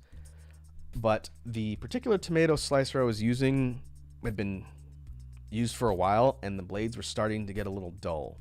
So I was working on a tomato, and I pushed it through, but it wouldn't pass completely through the blades on the other side. Again, this is manual. It's not automatic. And so I pushed it through and it got stuck. About 90% of the way through on the platform, it got stuck. And so usually when that happens, you just kind of force it or pull the whole tomato through from the other side and it'll finish slicing. But you got to be careful, otherwise it'll tear and ruin the entire tomato. So I'm using this thing, the tomato gets caught on the blades and I'm not paying attention, which is how stories like this usually happen.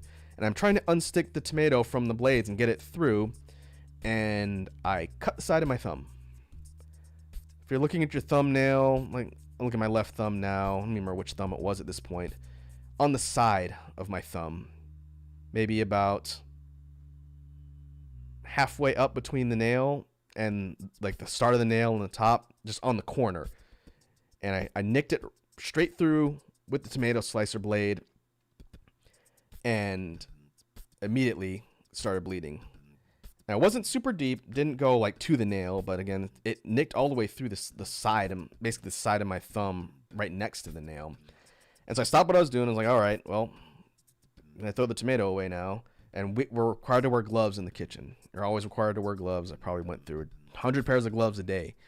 But they were just the regular kind of vinyl gloves. These weren't rubber surgical ones. So they'll do jack squat against anything sharp. So I cut my thumb through the side of my gloves, started bleeding. I said, all right, I got to go deal with this now. And wasn't, again, super bad. It was maybe a couple millimeters in length, but through the side, so there's no real easy way to close a cut like that. And so it was bleeding a decent amount. Went to the first aid station, kind of cleaned it off, went and got a Band-Aid, kind of wrapped it up, put 2 pairs of gloves on, and I was keeping an eye on it. It's like, all right, it's still bleeding, but I can't not do my job. And so I kind of went back to what I was doing and assembling the burger stuff. Just keeping an eye on it, and keeping my left, well, assume it's my left hand, away from whatever I was doing, just in case it was going to bleed a lot. And after about 20 minutes or so, I noticed it still hadn't stopped bleeding, and it was getting to the point where I was going to need to change my gloves again and actually get a different Band-Aid because it was a bandage because it was bleeding a decent amount. So I said, I think I better go actually deal with this, and this is bleeding a lot. So I told my boss, I'm going to go take 5 in the break room.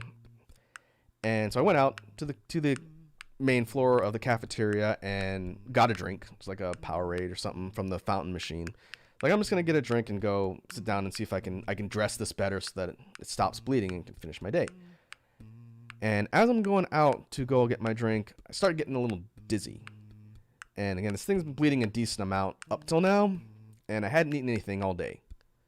I had other than some water. I don't think there's anything in my system at all. So I started getting a little dizzy when I was out there getting a drink.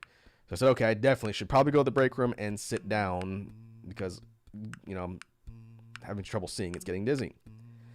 So I walked back through the kitchen, and I'm walking down this hallway to the break room where we are able to take our breaks and our lunches and whatnot. And I got so dizzy that I lost my balance and fell face first on the ground, which was a completely concrete paved floor. And I landed on my face. And because I was carrying a drink, I couldn't put my arms or hands out to break my fall. So I literally fell like on my chin, face first, and hit the ground. Drink went everywhere, shot down the hall. I didn't lose consciousness, but I was still super dizzy, and I managed to pick myself up having fallen. It's like, okay, that's definitely not good. And so I managed to crawl to the break room, which was just feet away from where I fell. And we had a couch just inside there where people could just like chill and, talk on their phones or whatnot. And so I'm sitting on the couch waiting for the room to stop spinning. And I still don't really know what happened. Like I definitely hit my chin on the ground, and it feels numb, but I can't see what's going on. I'm just sitting here trying to keep the room from spinning. And after maybe 5 or so minutes, I got my eyes closed, and then I hear just a scream, like a loud scream. And I wake up and look over to the side of the doorway, which is where the couch was sitting.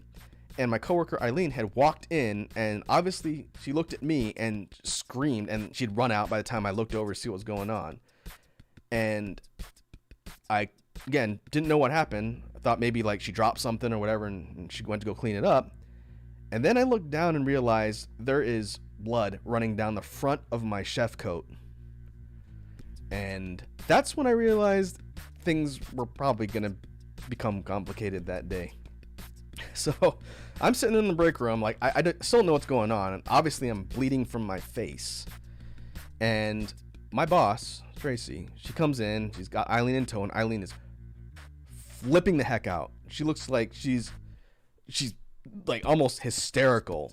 And she pulls Tracy in the room, and she's just like starts shouting and whatnot. And then my boss looks at me and she goes, kiddo, you're gonna need some stitches. I was like, what are you talking about? And she's like, you cut your face open. I was like, oh no, I'm fine, I just fell. And she's like, no, you can't see it, but you're bleeding everywhere. We gotta get you to the ER. And I was like, Edward says rip. Yeah. So I'm like, okay, that's not good. So I go to the bathroom. She's like, just go get something and like put something on your face so you don't bleed just all over the floor, and then go get your clothes, like get your stuff, and we'll go. And so I go to the bathroom. I look in the mirror, and yeah, it's not like a gash, like a big thing across my entire face, but under my chin there is a very visible cut, and it is bleeding a decent amount. So most likely what happened was I fell, I broke my fall with my chin and cut it open on the concrete, and made my way over to the break room, started bleeding down the front of my coat, and then my very erratic coworker, of course it had to be her of all people that would find me, she walks in the door and just sees me lying there bleeding like down my face, and she must have thought like someone tried to murder me or something. And so I get some paper towels and kind of trying to stop the bleeding, put pressure on it. I change out of my chef clothes, my uniform that we had to wear, and we walk up, and where we were on the campus had a health building, basically a medical building that people could walk in. It's like walk-in clinic type place on the campus where our kitchen was located. And she said, okay, we need to walk down there and get you looked at immediately to see how bad that cut is. And so we go walk down. It's in the afternoon on a Saturday, so it's maybe about I'd say 2 o'clock. And there are people walking around. We go to the health building, and it's closed for some reason. I don't know why it was closed on a Saturday, but it was, so I couldn't go there. And so she goes, okay, that's not gonna work. We're gonna have to take you to the actual ER at the medical hospital down, the other end of campus, where they have all the facilities and stuff. And so we're sitting there outside the health building. I'm trying to keep the bleeding from getting bad as we're sitting there trying to figure out what to do. And then my boss gets a call on her cell phone, and so she answers it, and she says a couple things. She says, oh, okay, all right, and then she hangs up. And I said, well, what happened? What was the call? And she said, well, one of the managers at the kitchen called the paramedics for you. I said, oh, they did? And she said, yeah, I guess they're called after the incident, so they're coming here to the health building. And I said, okay. She said, we'll wait for them, have them check you out, and then figure out based on what they recommend we do with you. I said, okay. So we're sitting there again. It's middle of the afternoon. There's people walking around. It's a weekend. There's decent amount of student foot traffic walking around. 2 full-sized fire engines come up the main stretch to where we were waiting outside the health building, and they pull up with the lights on. They didn't have sirens on, they had the lights on. They pull up and pull off along the side of the health building where we were waiting, and I kid you not, half a dozen fire dudes get out, and they come over, and they start talking to me, and then start talking to my boss, and like, what's going on, and is everybody okay, what happened, kind of explain, genius here fell, cut his face open. And so I said, okay, let's take a look. So one of the response guys is looking at my face, and he looks at it, he said, yeah, that's a deep cut, it's gonna need stitches. And he said, I recommend you just take him down to the medical center to the ER and have them clean the cutout and stitch it there. It's not like a life-threatening wound or anything, but he said it's pretty bad, so you should go get it checked out. And so he's working on me. His 5 other peers are just kind of standing there just chatting.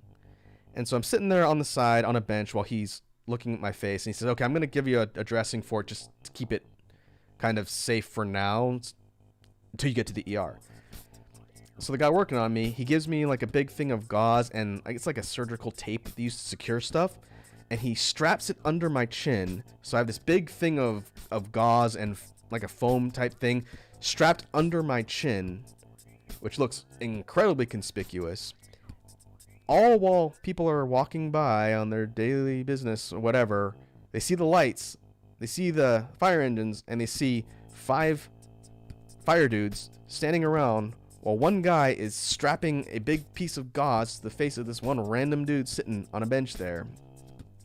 And my boss is sitting, she's just kind of waiting for them to get done. She didn't really have anything to say, but it was one of the most mortifying experiences because it's a spectacle. It didn't need to be, but I don't know who put the call in or what they said. I don't know if they said that someone got stabbed in the throat, but they came out in full force, and I'm sitting there, the focus of the attention for a little while they do this. And eventually, he gets the stuff fastened up. They head off. I thank them for their time.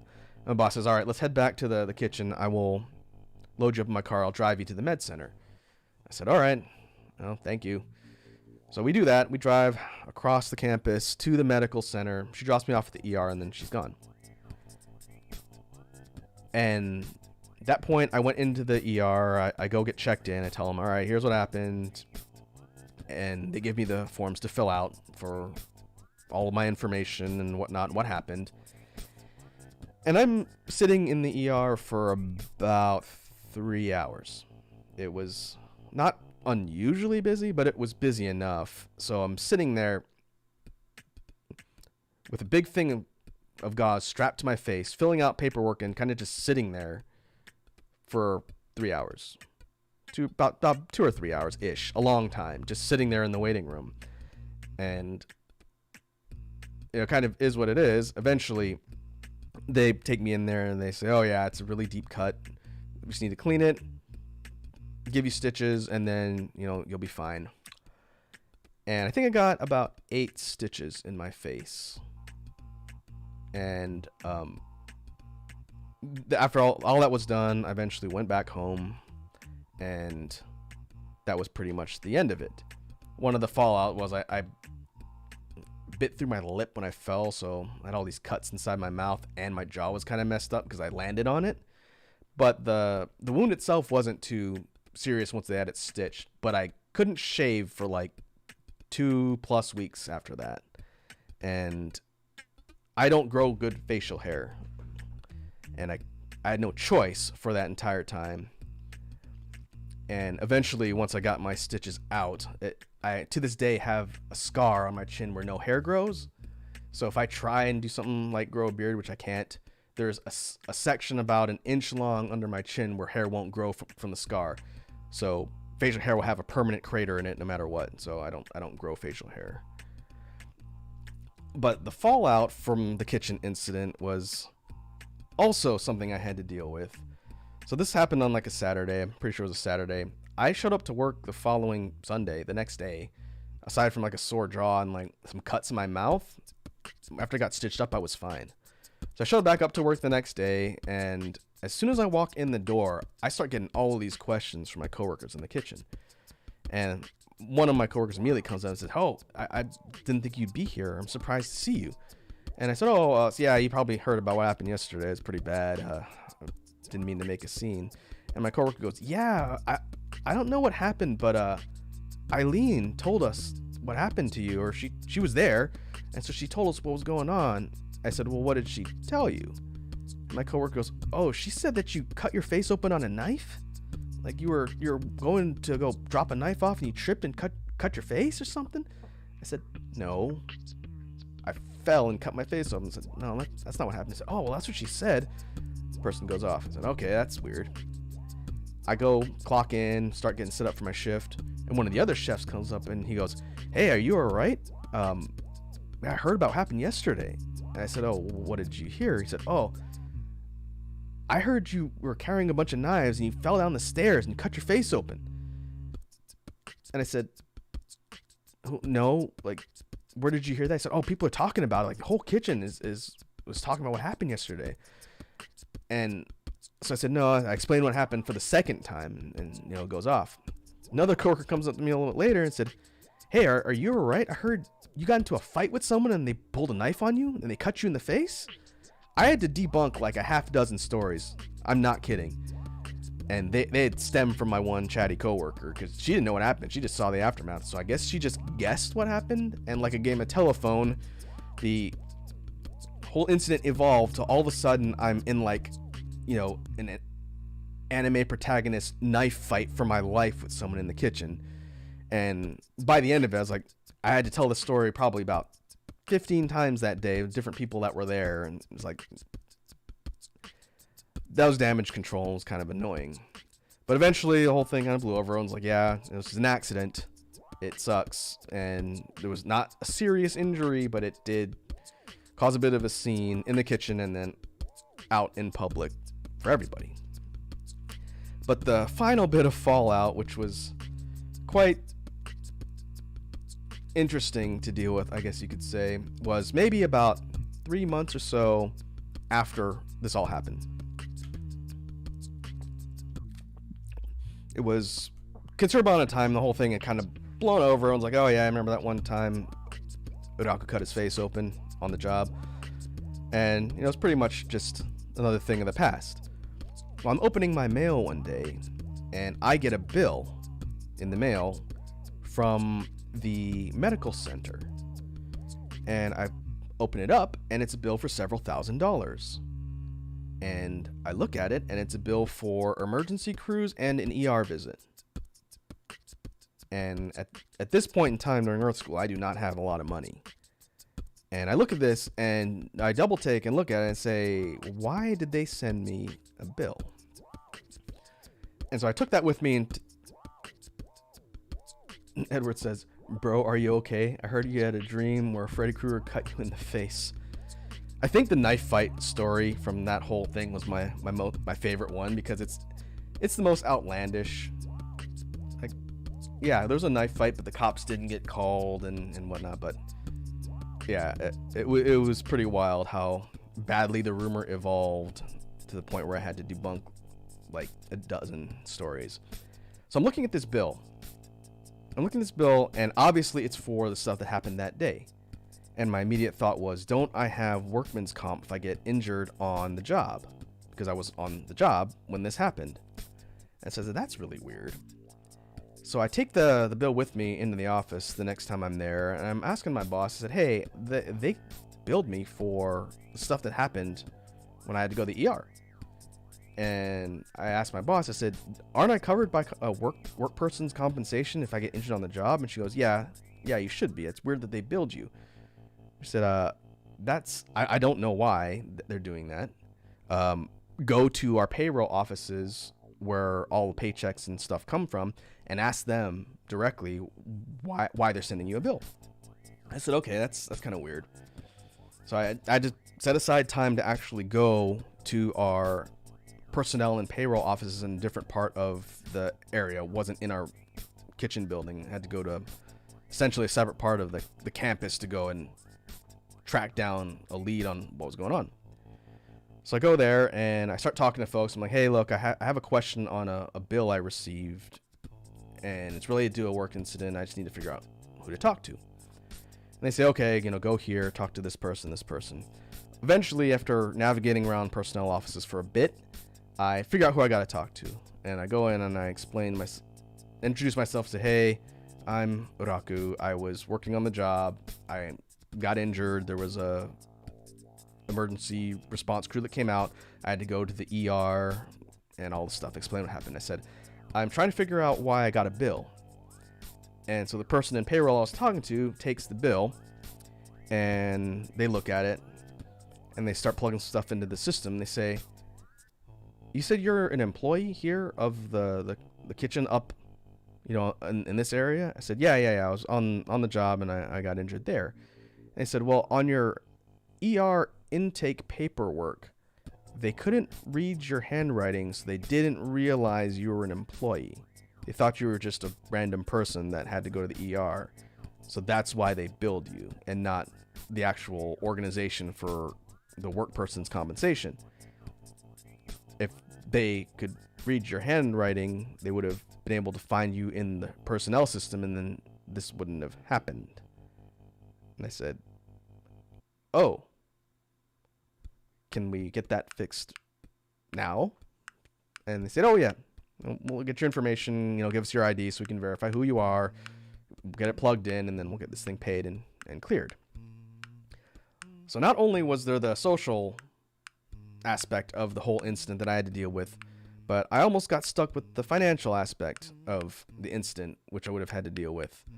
And that came down to handwriting, apparently. And I told that story to my parents on Homeworld, and they gave me no end of crap for it, because I have bad handwriting, I know. In my defense, after suffering a head wound and sitting in an ER, I will say that my penmanship wasn't the most pressing thing on my mind as I was sitting there bleeding from my face. But it is a good lesson learned as far as make sure you legibly fill out forms like that in the case of workers' compensation so that you don't get stuck with the bill and have to deal with that whole aspect. But at that point, weeks after the incident happened, it was really more of an insult to injury type thing.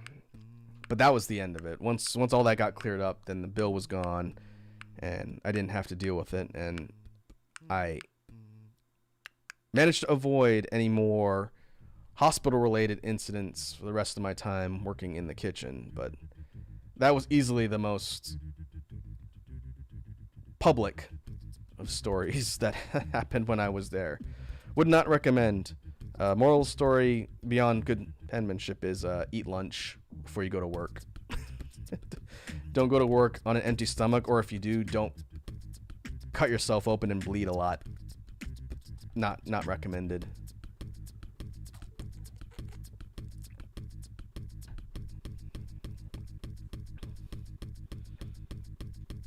It's funny because of all my time in the kitchen, that was probably the only time I got seriously injured. Like I mentioned eating it a couple times, just slipping in the dish room, but not seriously injuring myself, just kind of falling on my rear and looking stupid. Aside from that, maybe a couple minor burns from like a steam kettle or something from an oven, or maybe like a minor cut. The tomato slicer incident was easily the worst of stuff that happened. I kind of learned to be a little more careful after that. Edward says, I'm just imagining you also having an open thumb the whole time. That's actually a good point, Edward. When they were pulling me into the ER to get me stitched up, the ER doc, he's like, what happened? Just so I know, like, what happened that caused this. And I said, well, the main injury is this thing on my chin that's bleeding everywhere, but it was caused by this cut on my finger. And he looks at it, he's like, it's a deep cut, but it just needs to be bandaged and kept clean. It doesn't need stitches on your hand. But if you think about the chain of events, yes, one little seemingly innocuous cut on my hand led to a whole series of events culminating in an ER visit and a bill I almost had to pay for. So really the big moral of the story, besides eat lunch before you go to work, is be very careful when dealing with sharp apparatus. Which, to be fair, I usually was, but I just wasn't paying super close attention when using the tomato slicer that one day, and turns out I ended up paying for it pretty badly. But it could have been worse. Like it could have nicked an artery or something, and then I would have been in a lot of trouble. Like I don't think I was ever in danger of severe blood loss or anything like that. But if I was working with something more dangerous than just a tomato slicer, it could have been worse. So from that point on, I tried to be a little bit more cautious when dealing with sharp and or hazardous things.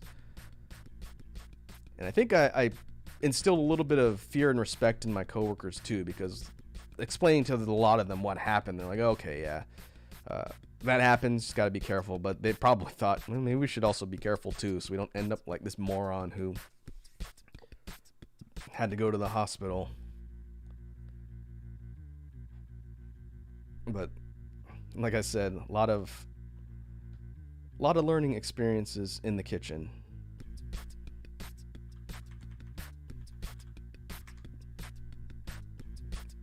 It was still pretty valuable though. I don't think I would trade it for anything else. Though I do get the question every once in a while. My job now is not anything like my previous one in the kitchen. And every once in a while people will ask me when they find out that I can cook or that I worked in a kitchen. They ask me, say, oh, would you ever go back or start your own restaurant? I said, heck no. One, running your own restaurant and operation is one of the most stressful and difficult jobs you could ever have. And two, the idea of going back and working in that environment again for a living gives me hemorrhoids just thinking about it. I like to cook, but I like to cook when it's just for me on my own terms and not for a paycheck. So that's always my response. People say, "Oh, don't you miss the kitchen?" I miss aspects of it. I missed the interesting personalities and people I worked with, and kind of the camaraderie that goes with, you know, running an operation and being successful, and then learning about food. I don't miss the stress. I don't miss the danger and occupational hazards and whatnot. But I guess if I ever had to, if it came down to it, I needed to go back into the industry, I could. Just wouldn't be my first choice. We'll see. I need my VTuber career to really take off and blow up so that I never have to go back to the kitchen and work again. I say that as I am still deemed ineligible for monetization on YouTube.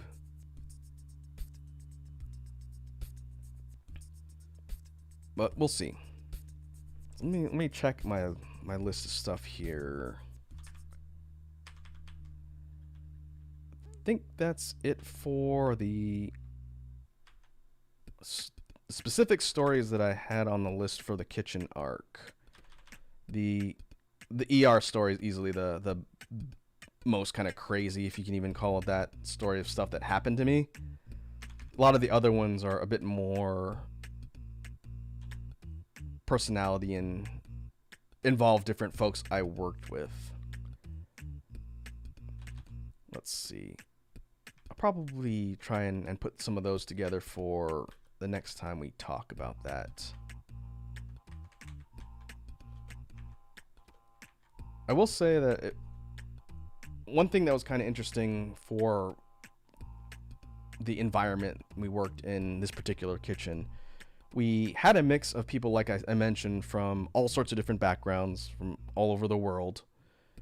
And we also had people that were working there that were also students like me. They were students like me, but they were primarily working in like the retail end of the kitchen, you know, running registers and doing kind of like the dining room cleanup type stuff. I was one of the few that actually transitioned to working in the back end kitchen, cooking and prep. That wasn't common for quote unquote student workers, just because they weren't full time technically. There's actually student hour limitations in most cases, but I kind of worked around that just by the nature of the job I was doing. But the whole idea of people being thrust into difficult environments is the reason why I bring that up.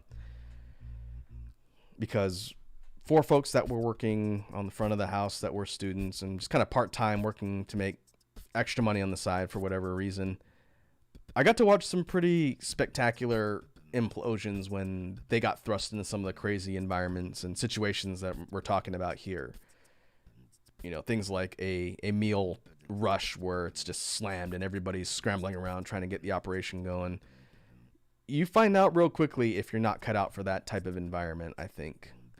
And I'm not trying to put myself above anybody else, but there were some people that definitely couldn't handle it. And that was when the whole personality management thing really came into play. There were some situations where people kind of cracked under pressure, and it does happen. And usually if that happens, you pick yourself up, try to work your way through it, and then you move on. There were some people that went out into the war zone and never came back after something happened, which is unfortunate. I tried to tell people that work for me when I was running that vegetarian station and putting stuff out for service. I had someone assigned to me that was doing my previous job of serving people and doing all that, and I was just bringing stuff out and cooking it for them. And I always told them, I said, it can get kind of busy and kind of crazy, and if that happens, just, you know, ask for help or something. Don't drown. Don't just flail around and drown, because you'll have a bad time. But there were a couple instances where just bad day. Oh, where'd so-and-so go? Oh, they quit. They went through the ringer one time. Now they don't work here anymore, which is unfortunate. but like they said, nothing builds character like a challenging job. Either a challenging and or bad job, I would say, is good for building character. But it was fun. There was lots of interesting things in addition to a lot of challenging and or disastrous events in the kitchen arc. I'll have to think about some other stories for the next time we go and talk about some of this stuff. The way I'm trying to organize the content for these story time streams is it's going to be focused around specific time periods. So again, we're not jumping all over the place. But I do have the homeworld era blocked out here. What I'm calling the larva arc for young ankle biter Raku. There's some stories from the past that I think you guys would find amusing too. There's one that involves the ER too. The only other time I've been to the ER. I was much younger though. I plan on organizing all that stuff, so when we eventually do another one of these, then I'll have more stories to tell. I think Homeworld era is probably the earliest. Earth School era, and then the next cutoff would be up till now. I don't know what I'm going to call that. Quote unquote adult era. But we'll see. But I think that will do it for the stuff I wanted to talk about today. Again, this format was a bit of an experiment. And I'm going to have to go and look at the footage and make sure there's no issues with the audio quality on the footage. But I may cut out some of the stories that I've told and put them into the archives as clips. I feel like the ER one, it might be a little bit of a longer video, but it's kind of a funny story. So I might pull that one out and put it up so people can see in case they don't want to just watch the entire stream archive just to find one thing. But hopefully this was interesting, hearing about some stuff from the past. Like I said, I seem to be blessed and or blessed with the fortune of having funny stuff happen either to me or around me. And it's just a matter of organizing all of the stories so that I can tell them here on stream. But that being said, I think we will go ahead and wrap up for today. I think next time, I did put an outline together of stuff I wanted to talk about just to see how long it would take to sort of talk through and tell the stories and explain all this stuff. And I think I have a pretty good idea of how to kind of separate out things to talk about on these story time streams. It's not going to be a dedicated format by any means, but I think I roughly know how much information to put together and cover in the time that I've got. I'd say anywhere around 2 to 2.5 hours for streams like this are good. It's a little bit challenging for me to be talking this long constantly. But I think it's good practice, and I didn't cut this up into specific scripts. I just put an outline of stories together and I just kind of ad-libbed everything off the top of my head. Edward says, Raku cuts his face open, not clickbait. Or Raku cuts his face open, gone sexual. What is it that you have to put in the titles in order to get the maximum amount of clicks and views? Well, I would never do that because I think that's kind of scummy to do as far as titles go, but if nothing else, the clip highlight is just going to be Raku goes to the ER. It's pretty concise and it's not clickbait because that's what the story involves. So I'll take a look at the footage and see.